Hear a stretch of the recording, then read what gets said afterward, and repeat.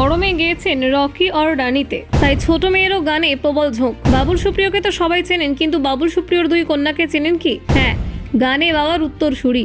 বাবুলের বাড়ির দুই সুরশীলা। বাবুলের দুই মেয়ে শর্মিলী নয়নাই কি বলিউডের পরের তারকা? ঘুমোবার আগে বাবার কাছে গান শেখে নয়না, বাড়িতেই যেন সুরের পাঠশালা। রানীর র্যাপে শর্মিলীর কণ্ঠে ঝড় উঠল, গর্ব লুকোনো যায় না বাবুলের। স্ট্যান্ডার্ড চার্টার থেকে স্টারডম, বাবুলের সুর, রাজনীতি, পরিবারের অন্যান্য যাত্রা।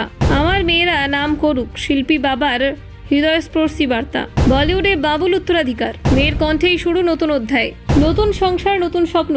দুই মেয়েকে নিয়ে ভবিষ্যতে ঠিক কী প্ল্যান রয়েছে বাবুলের দেখুন। তিনি বহু পরিচয়ে সমৃদ্ধ, দুধে রাজনীতিবিদ, জনপ্রিয় সঙ্গীত শিল্পী, আবার দুই মেয়ের আদুরে বাবা। পরিবার ও পেশা দুই ক্ষেত্রেই তার পরিচিতি গর্বের। নিজের সন্তানদের নিয়ে কথা বলতে শোনা গেলেও তার গলায় স্পষ্ট শোনায় আবেগ এবং স্নেহের ঝংকার।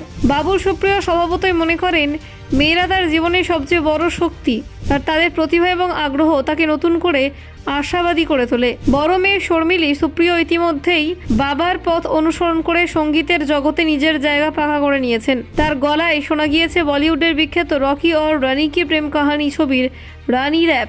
এই গানটির নির্মাতা সাধারণ মানুষের কাছে ভীষণ জনপ্রিয়তা পেয়েছিল। শর্মিলীর গানের সূক্ষ্মতা, শুদ্ধতা এবং স্বতঃস্ফূর্ততা দেখে বাবুল নিশ্চিত মেয়ের সামনে সঙ্গীতের আরও বড় পথ খোলা।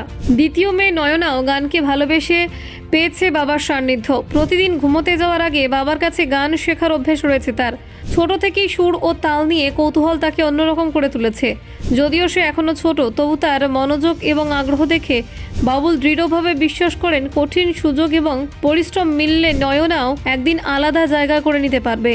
মেয়েদের ভবিষ্যৎ নিয়ে বাবুলের স্বপ্ন খুব স্বচ্ছ। তিনি চেয়েছেন তারা যেন বিনম্র থাকে, নিয়মিত শেখে এবং সঠিক সময়ে সঠিক সুযোগ পেলে নিজেদের প্রতিভা দিয়ে সবাইকে চমকে দেয়। তার মতে প্রতিভা থাকলে সঠিক দিশা এবং অধ্যাবসায় প্রয়োজন, তাই তিনি যতটা পারেন দুজনকে নির্দেশনা এবং অনুপ্রেরণা দিয়ে থাকেন। পরিবারের কথা বলতে গিয়ে তিনি নিজের অতীত জীবনের কথা স্মরণ করেন। 1995 সালে প্রথমবার বিয়ের পিঁড়িতে বসেন তিনি। দীর্ঘ 2 দশক রিয়া সুপ্রিয়র সঙ্গে তার দাম্পত্য জীবন।